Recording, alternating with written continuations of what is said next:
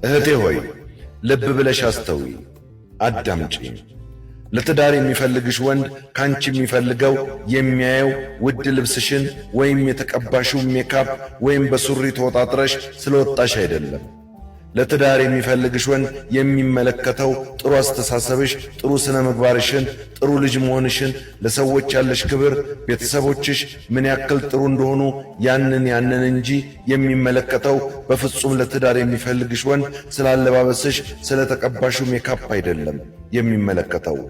እመኚኝ፣ አንቺ ራቁትሽን ብትወጪ፣ ሜካፕ ተቀብተሽ፣ ሽቶ ተለቅልቀሽ፣ ከፍ ዝቅ እያልሽ ብትወጪ በቃ በመንገዱ ሁሉ የሚለክፉሽ ወንዶች ሊበዙ ይችላሉ፣ ወይም ከኋላሽ እየተከተሉሽ ይችላሉ። ብዙ ወንዶች ለፍቅር ሊጠይቁሽ ይችላሉ፣ ነገር ግን ለስሜታቸው እንጂ ለትዳር አይፈልጉሽም። ማለትም በእነሱ ዓይን አንቺ የረከስሽ ነሽ።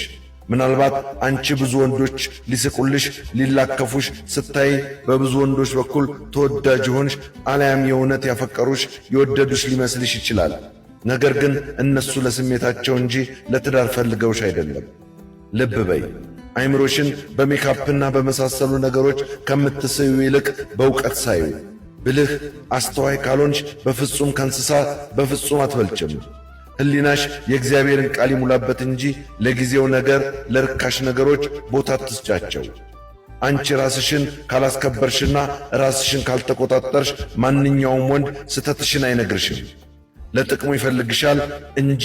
ስለዚህ እህቴ ለትዳር የሚፈልግሽና ለላይፉ የሚፈልግሽ ወንድ ለይተሽ ማወቅ ይኖርብሻል።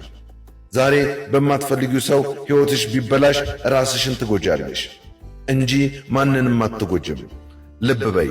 በዓለም ላይ ባሉ ወንዶች ስትመረጪ የራስሽ ባል ብቻ ሳይሆን ለልጆችሽም መልካም አርአያ የሚሆናቸው አባት ምረጭላቸው።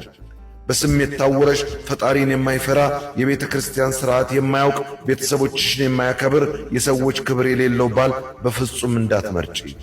አንቺና ልጆችሽ የሚንከባከብ በመንፈሳዊ ውስጥ ያለ በሥርዓተ ቤተ ክርስቲያን እንጋባ የሚልሽ በጸሎት የሚያበረታታሽ ወንድ ምረጪ። አትሳሳቺ። ትዳር ማለት ሕይወት ነው። እህቴ ሆይ አንቺ ልባም ሴት ነሽ። ዕለታዊ እግዚአብሔርም አምላኬን እንዲህ ይልሻል፣ ልባም ሴትን ማን ሊያገኛት ይችላል? ዋጋዋ ከቀይ ዕንቁ እጅግ ይበልጣል።